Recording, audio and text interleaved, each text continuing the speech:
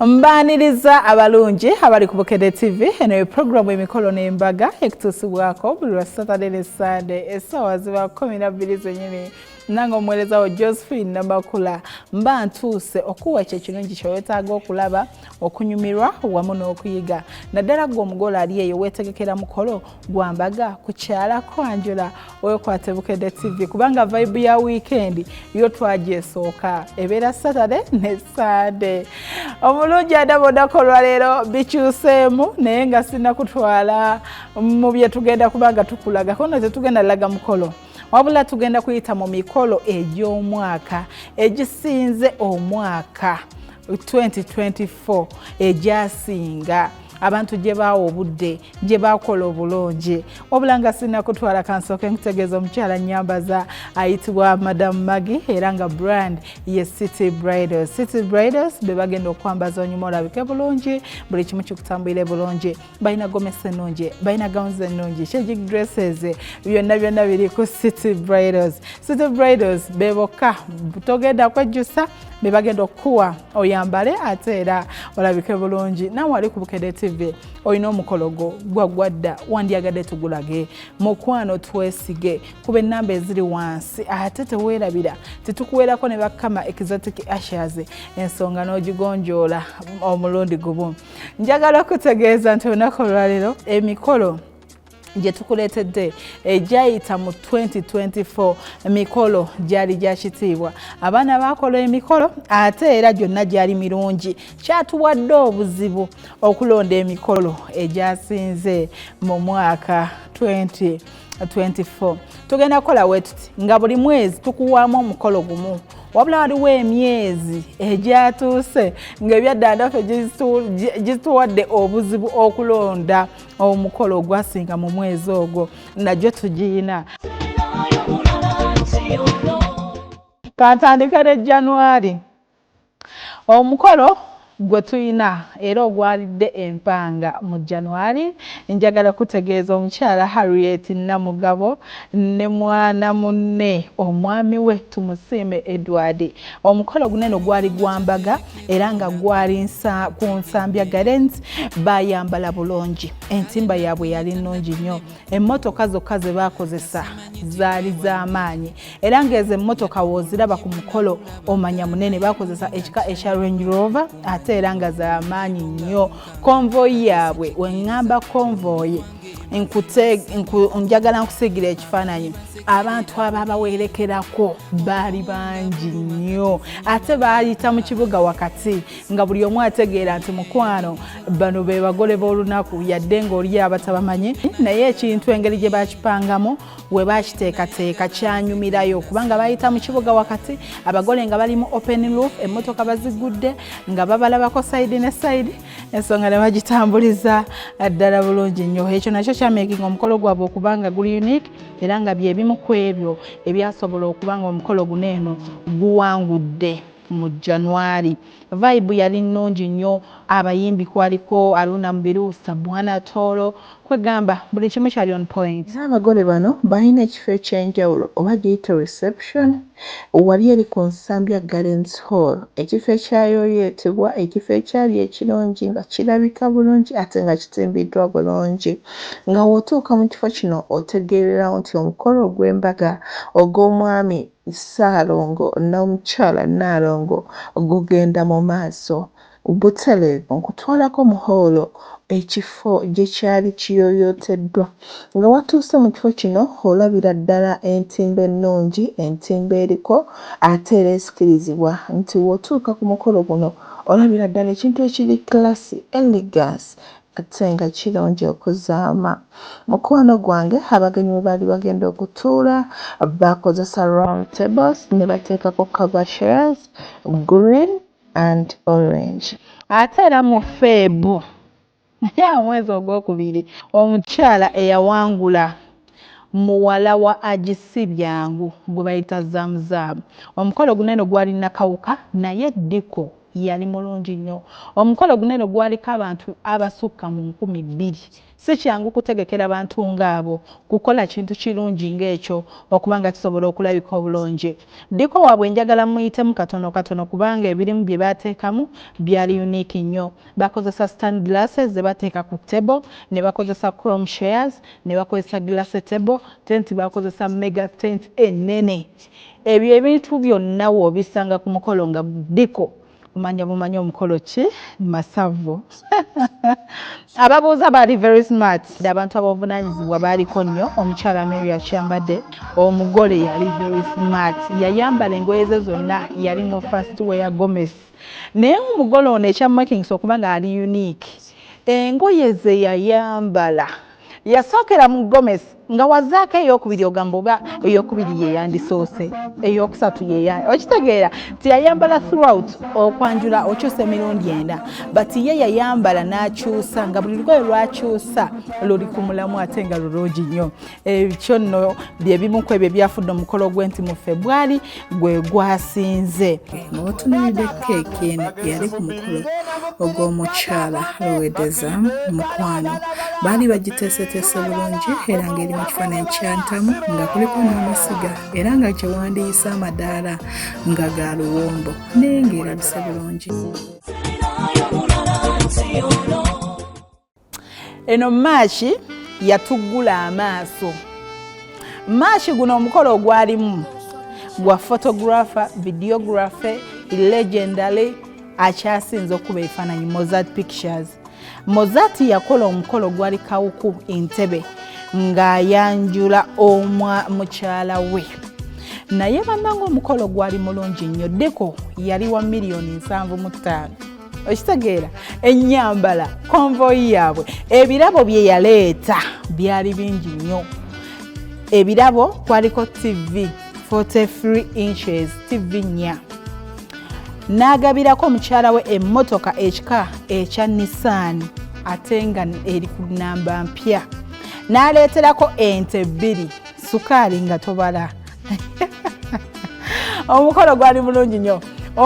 Omwami yali musanyufu, Mozart yasanyukira omukolo gwe. Kwegamba mubako omwami ono ekintu yasobola okukikola nga kirungi, n'omukyala yasanyuka, omukolo gwali mulungi. Sina kyenkyogerako omukolo gwa Mozart go munnange ne guba nga gwe gukutte ki omwezi ogwokusatu. Akati eky'omukolo ogwo, omukolo gwali gw'amaanyi ku bintu bibiri. Nalina ekirooto nti mbadde mu photography and videography system eno okumala emyaka 15 nga njagala omukolo gwange nagwo gubeereko gw'amaanyi gumenye ebitooti. So mu mbeera eyo kyansi eno bwejja nti ebintu ebisinga osobola okukola emikolo gy'abalala naye nga gwe tokola gugwe, era baali bakimaakinga nti bafotografa tebakola mikolo wabula tubeera mu gyaba, era nga abogezi batukozesa nnyo jjo okuseeza omwe mukola ddi egyammwe mukwata ddi egyammwe. Naye nakola omukolo ogwamenyawo ekintu ekyo nti even a photographer can make a function of over 300 million. Okiwulira? So omuntu okutu naye nga sezaaliwo mu mpeke, naye abantu batukolera omukolo, twalina abantu ab'amaanyi behind us. Mu April tulina omukolo nagwo gwali mulungi era nga gwali gwa muganda wa Bobi Wine, ffenna gwe tumanyi obulungi. Bannange omukolo guneno nagwo gwayogeza abantu obwama. Omukolo gwali mulungi nnyo, omukolo gwali gw'amaanyi nnyo. Ekola lino Mukama lyantosizzaako. Simanyi majoli ni kyaliko, simanyi ki bamukoze mu decoratinga mu kyusa ninzo okulaba omuntu omupya ate mu bulamu bwange. Mukyala oyo omupya maze myaka egisooka mu 25 nga mulaba. But now I'm waiting for a new angel, for another creature in my life. Nange ndi mufumbo naye akantu kano tekannaba. Tuli ba copycat. Bulijjo yansibye. Batambulira mu mmotoka ekika ekya cross country era nga Mukwano ne Bukedde TV yagulaga live. Ennyambala yaabwe yali nnungi nnyo, ba MP ab'enjawulo baaliko nnyo. Bobi Wine yaliwo nnyo. lwa famire lw'abajjajja taata n'abaana baffe twagala okukusiima mukulu waffe Nyanzi weebale kutuweesa kitiibwa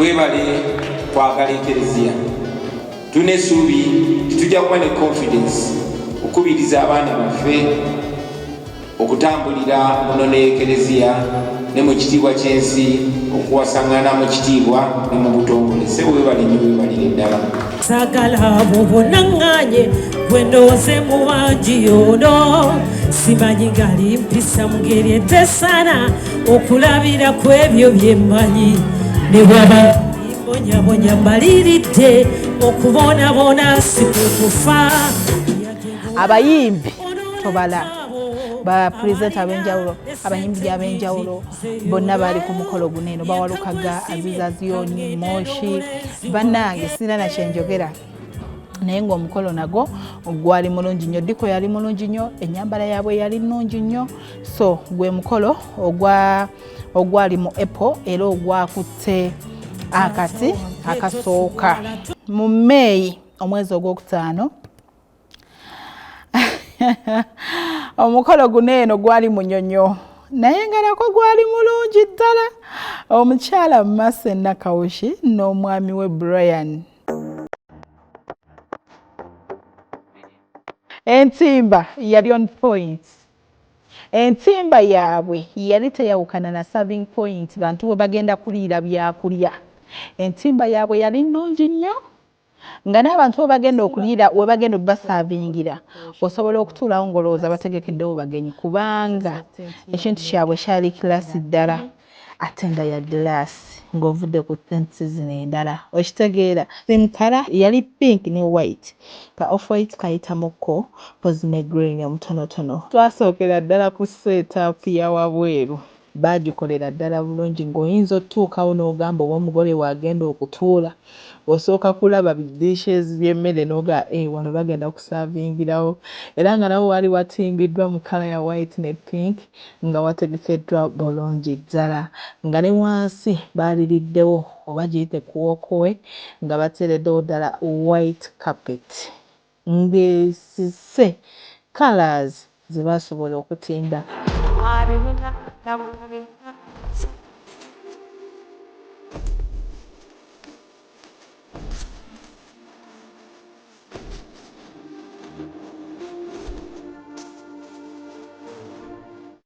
abayimbi okuli omuyimbi nga Bugembe Pastor Wilson Bugembe Shizen Becky Rema Namakula Ntate buli kimu kyali on point eyamwambaza yali Maria's Bridal yali amanyi kwegamba buli kimu kyali on point Manina Rose bonna baaliyo nnyo kale nago gwawangudde era nga gwe gwakutte akati ak'omwezi ogwokutaano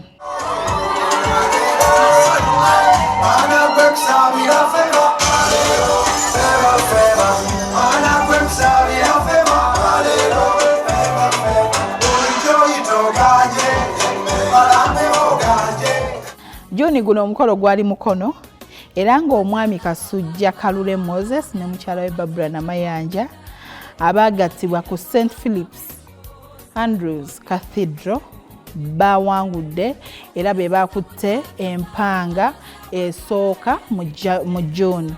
Dressing code yaabwe yali nnungi nnyo era nga baakozesa kala eziri unique ezitatera kulabikalabika okuviira ddala ku bagole abaami ba maids omukyala bambi bakola ekintu ekiri unique kiraga nti bakirowooleza bakiwa obudde ne kisobola okuvaayo atera ne kinyuma emperekeze abali ku saidi y'omukyala nga nabo bali very smart mu long dresses zaabwe eza fitting nga ziri open waggulu wallayi nga balabikidde ddala bulungi nnyo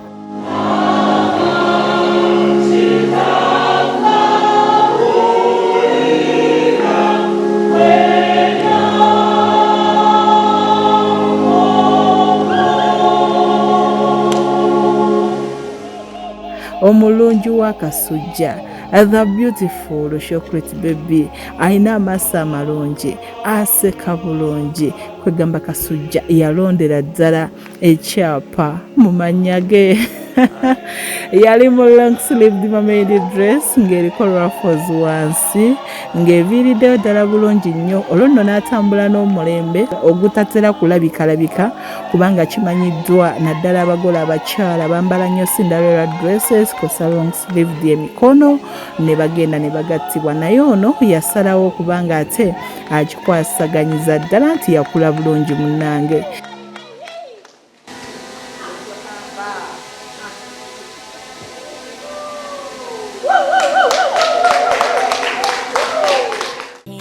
Diko waabwe yali mulungi basinga batambulira ku kala ezirish black, gold, silver ne white naye byavayo bulungi nnyo. Bridal area yaliko screen nga screen eyo eyiwa obumuli wet. Abantu bakola ebikolo ate nga tebakoma ku ekyo bateekawo bandi ekyasinza okuba nga nnene era nga wogisanga ku mikolo omanya nti omukolo gw'amaanyi nnyo.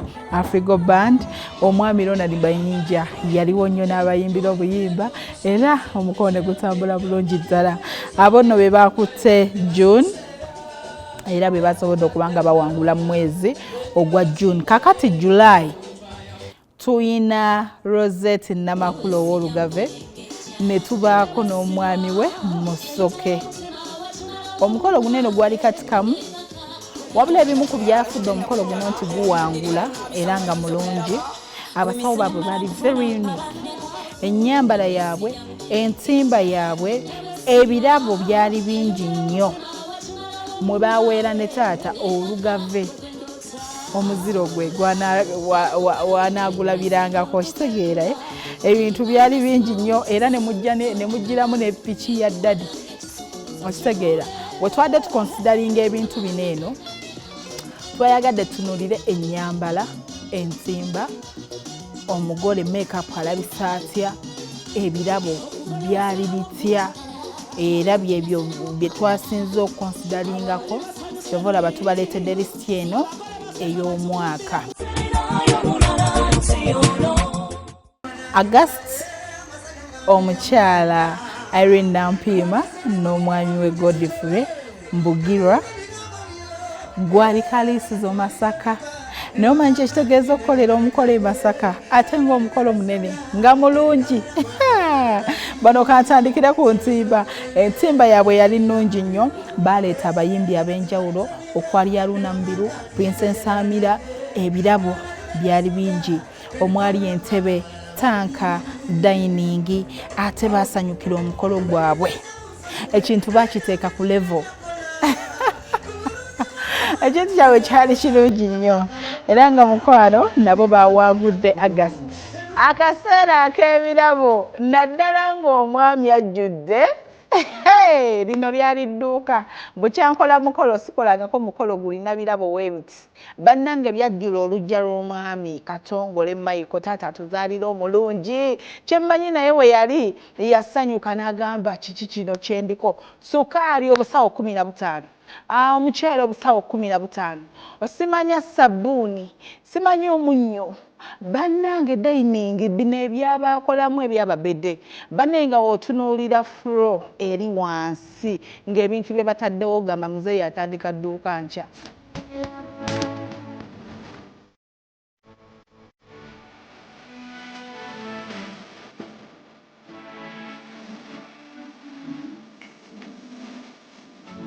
Sebutemba ono tuyinamu omwami Dr. Agure ne mukyala we Justine. Omukolo guno gwali Sseguku naye omukolo guno gwali mulungi nnyo era nga gwe gumu ku mukolo gw'osobola okuteeka mu mikolo 5 egikyasinze yadde nga kati tulinawo emikolo 12 kozi buli mwezi twajjeemu gumu. Gwe mukolo gw'osoteeka mu mikolo 5 egisinze omwaka guno eno. Entimba yali on point. Abamukolako bali bamanyifu ate nga bamanyi kye bakola. Keith yali ku makeup, Bajasho nabeera Conville, Dikonyi Events. Kale kwegamba ebintu bye yabikola nga biri organized. Omwogezi yali bakidaawo. Bukedde TV twaliyo nnyo okitegeera ekintu kyali madiradi saana ennyambala yali nnungi abagenyi abajja mwalimu Hamza mwalimu Rwema abayimbi ab'enjawulo David Lutalo Katikkiro w'Obusoga baamusitula n'abeerawo ku mukolo kwaliko omwami eyaliko omwogezi wa police Fred Enanga kwegamba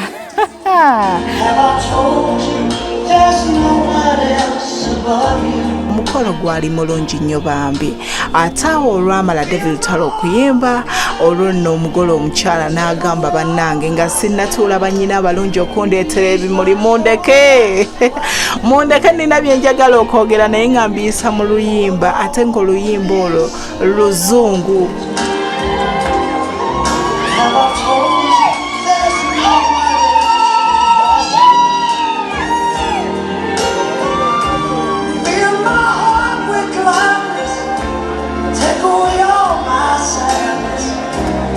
Ate era n'omwami n'agamba mumaliriza nange ndeeta meseji yange ate nga nayo eri mu luyimba Lungereza.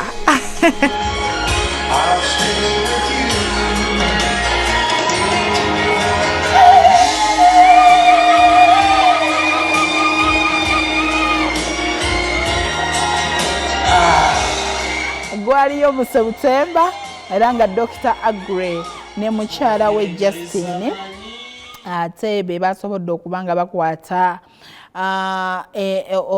bakwata ekya Septemba. Oktoba ono omanyi tuba tunatera okukomekereza omwaka. Oktoba yatuwadde obuzibu okulonda ku mikolo kuba gyonna gyali minene ate nga birungi.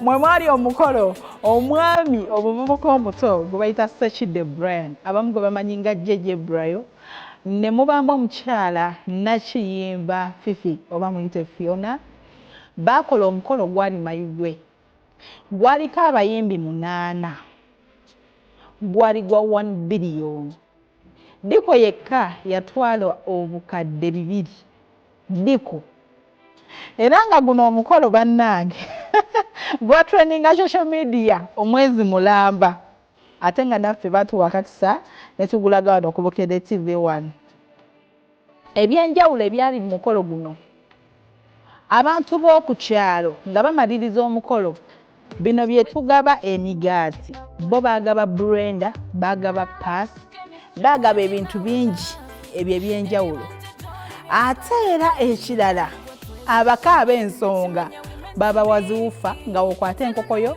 wofuna ne wufa bataata babagabira zi fridge bannaye guno omukolo tubaira kubaya era nga mwe muli ebirabo ebyali eby'amaanyi ebizitowa bye yagabira mukyala we omwali emmotoka new model Aria Kawundo omwali iPhone eriko 16 Pro Max Brian, antumye okuwa iPhone 16.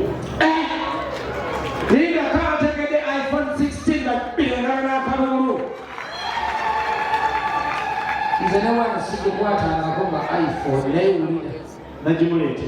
Ate tulichimu chakubisamu. Newangwa ndo inyenga. Yate mbongeta au mdo.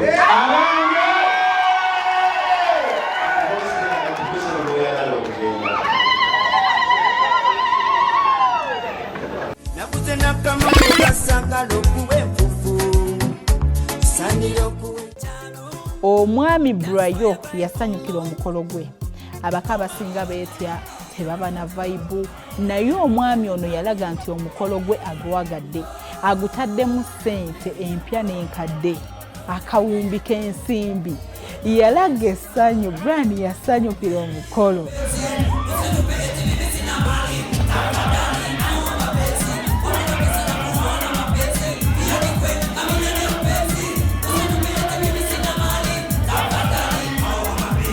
Ne mukyala we ate n'abantu abali ku mukolo baasanyuka nnyo olwo n'alyoka agattako abayimbi be yasitula abanene omwami Jose Chameleone gwe yawa miliyoni ezisuba mu 10 omwali Spice Diana Winnie Nwaji Rema Namakula David Lutalo n'abalala bangi kubanga abayimbi baali bangi ate olw'obudde tesobola kubanga ate tuba balaga bonna naye nga just no omukolo guneno gwali mulungi gwali gw'amaanyi kwegamba mayuge yawuuma mwajjiramu ne boda 2 bannange situlu mu October tuyina omwami Bagave era ng'omwami ono ayina ssente empya n'enkadde yayanjula mukyala we Goreti Nakayuwa gw'amaze naye emyaka 25 Desani Mukiiri Bagave omwami yakola omukolo naye okuviira ddala ku ntimba yali nnungi abako baasaasaanya ssente baalaga ssente biko bakozesa nnyo mega tent eyasobola okuba ng'etikka abantu abaali bawera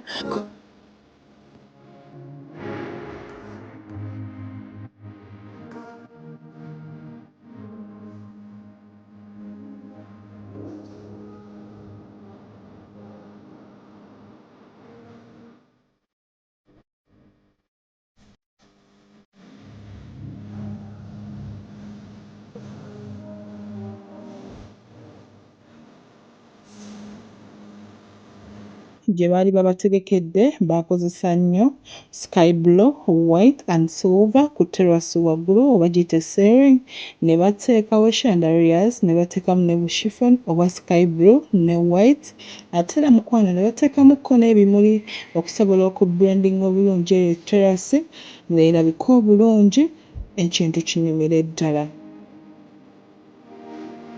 ate nga ku floor baatiyalirirawo kapeti ya green wakati ne bateekawo white naye naawe gye baali bagenda okutuuza abantu nga w'otuuka mu kifo tosobola kwawula ab'okukyalo we bagenda kutuula n'abako ab'ensonga kubanga entimba yali nnungi ddala lwakuba nti yadde nti eyabako eyawukanamu naye mukwano baasobola okuggyayo ekintu okulabika obulungi.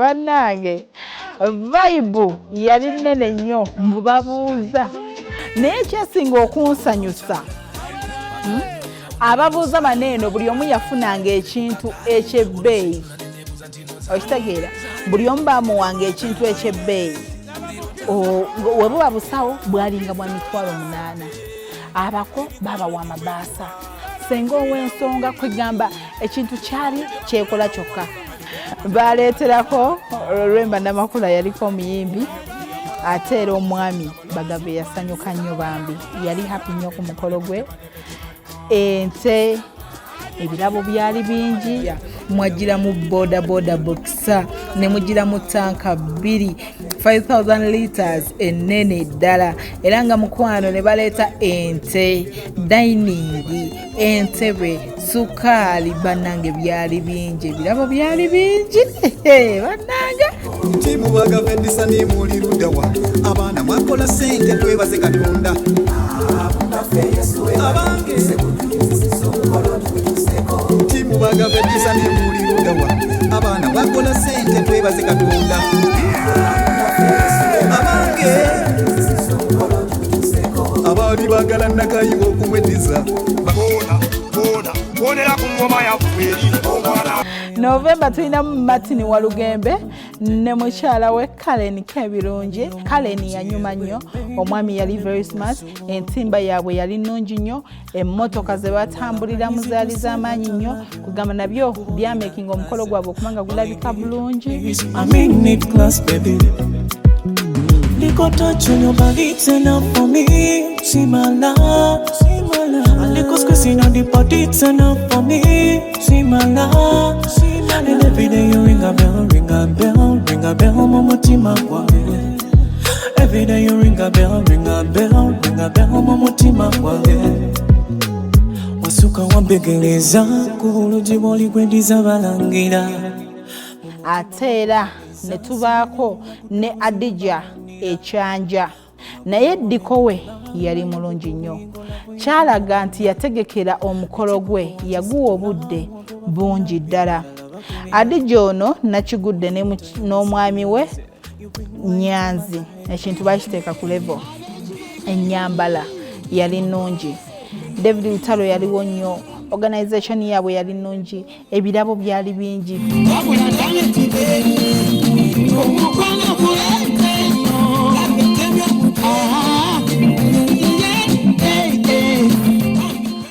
November still ono bamuyita Fifi era nga bawangalira US n'omwami w'ekkona omuzungu, omukolo gwali Masaka.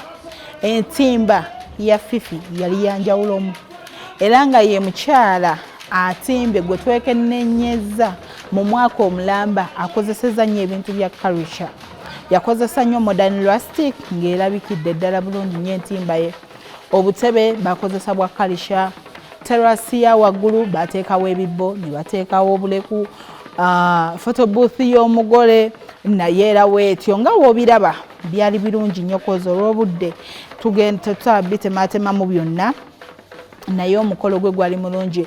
Special moments ze yateekamu yanyuma yalabika bulungi era aba service provider bonna bali ku mukolo gwe bambi baali b'amaanyi. Kethi yamuliko mbajasho nambako ku nviiri Odiko yali Zuritash omukolo kale nagumekingisa okubanga guli unique. Karisho dance yatambulira nnyo ku byennono olw'ensonga nti omwami we muzungu, so yayagala okulaga omukolo nti abazungu bano okubalaga nti ddala muli welcome to Africa, muli welcome to Africa era tubaaniriza. Kyova olaba ekintu ekyo yakikola ki yakikola. Special moments ze yateekamu awo nga yeekuba ebifaananyi n'omwami we kwega buli wobaga otegeka omukolo oba gwakwanjula gwa kukyala noonyayo obwo obuntu obuli special obwo obuntu obwo nga butono naye ate nga bugenda nnyumisa omukolo gwo. Nakaako kanyumira nnyo era nga n'oyo Fifi mwali mu November. So aba November beebo bakola omukolo era gwali unique ddala. December kwaliko Francis ne Annette Makasi, omukolo gwali Namirembe. Diko yali mulungi nnyo, ennyambala yali nnungi, fireworks baamukubira ddala era ng'essanyu lye baayina vibe sinza nakukyogerako. Omukolo bagumekingisa okubanga guli unique. Omukolo gw'omwami Lisaso newaddeyo kuba naawe buli mbeera mukwano ate era ne Mutaasa Vincent ne mukyala we Novias tumwebaze. Diko yali mulungi. Diko we ali miliyoni 4 bati yali mulungi nnyo. Entimba abayimbi abaguliko kwaliko Ronald Mayinja, kwaliko Catherine Kusaasira, kwaliko abayimbi ab'enjawulo, abantu ab'ebitiibwa kuba omukolo gwali gw'Afande Mulamba ono omwami Mutaasa Vincent Afande Mulamba. That's why omukolo gwali gwa kitiibwa, gwaliko abantu bangi. So gyejo emikolo gyaffe egya December era nga mukwano egisobodde okuba nga giggala omwaka. Abantu Mutaasa ngenda kwagala ngenda kubeererawo mu buli mbeera yonna Katonda nga bwe ndayidde mu kyaki nja kufiirako mpaka muwulira bubi. Yes, nga bwe twabagambye nti emikolo n'embaga awa certificates zo weeziri era nga mukwano tusoose n'abo abaliwo. Tusoose ne namba 2 Mozart and Gloria oba Moses Mbogo, omukolo ogwali omunene ogw'amaanyi. Yes, one namba 2 waffe eyasikulumye ku bagole abalala era tugenda kumwebaza olw'okuorganizinga omukolo omulungi. Congratulations. Thank you. Thank you. Neyanziza nnyo, tweyanziza nnyo omwami n'omukyala ba Mozart olwa surprise eno gye mutuwadde. Awadde ne badde surprise naye twebaza Bukedde TV ne ba presenters abalungi okusobola okutulonda okubeera ku top n'omukolo gwaffe era twebaza Mukama nti gwagenda bulungi, gwali well organized ate naffe twagwagala. Thank you. Kaakati omulala eyasukkulume yakola omukolo omulungi ennyo omwami Bagave Edison omugave n'omukyala Goreti tubalina mu studio era nga kansabe Miss Riley abawe certificate yaabwe. Bambi mwebale kutegeka omukolo bane mami webale kunyuma ku mukolo mwebale kunyuma mwanyuma mwebale organizing kintu kirungi. Naffe twebaza Bukedde TV okutulowoozaako n'okutwagala ate n'okututeekera certificate eno. Really it is a surprise nade sikimanyiiko nekyamukisa mulungi okuba nga tulidde empanga. Twebaza nnyo era mwebale nnyo mwebalire ddala. Nenebaza n'omwana atono okunjagala n'okumiikiriza. Amina. Yeah, thank you so much. Mr. Bagabe. Nga wetwabagambye abalabi ba Bukedde TV nti twasunsuddemu abagole baffe 6 tulina asooka owokubiri paka ku 6 era nga wenjogerera Fifi ne Kona omukolo gw'abazungu entimba yali nnungi yali karisho ate era yali yamanyi nnyo ddala nga produce editor wagenda okuba nga abikulaga Miss Riley amwe certificate ye. Congratulations mukwano. Walekola omukolo mulungi oyo yakiikiridde Fifi taliiwo n'omuzungu taliiwo naye asobodde okumutumya okubakiikirira. Nyabo tusaba beeko byoyogera webaze ne Bukedde TV n'ekyo kyolaba ekyasinga okunyumisa ekireetedde Fifi n'omwami w'okubanga be bawangudde ennamba ey'omukaaga. Okusookera ddala njagala nnyo okwebaza Bukedde TV okubeerawo ku mukolo. Omukolo gwali mulungi nnyo, omukolo gwali gwa bbeeyi, entimba yali nnungi, neebaza Nzuli Touch, ba service providers bonna baali ba bbeeyi. So that's why it was very beautiful and colorful. Okay, thank you so much. You're welcome. Thank you so much. Emikolo n'embaga nga wetwakutegeezezza kaakati munnange tuyina 1 billion mukolo ogwasinze mu mwaka. Omukolo ogwo nga tonnabawa certificate. Nsaba oyogere gwali gutya kyekyasinga okunyumira. Sina kyamaanyi kye ngenda kwogera. Nyina ebigambo bitono bye ngenda okwogera ku mukolo gwa Fifi and Brian Sechidde. Bannange mwakola, you guys mwakola omukolo. Buli omu wagutunuulira bw'ati agamba nange ngenda kola ng'ogwo. Ne bambi omukolo gwabwe eno certificate yaabwe 2024 batukoledde omukolo gwabwe gwali so unique. Everything was on point kyenina okubagamba.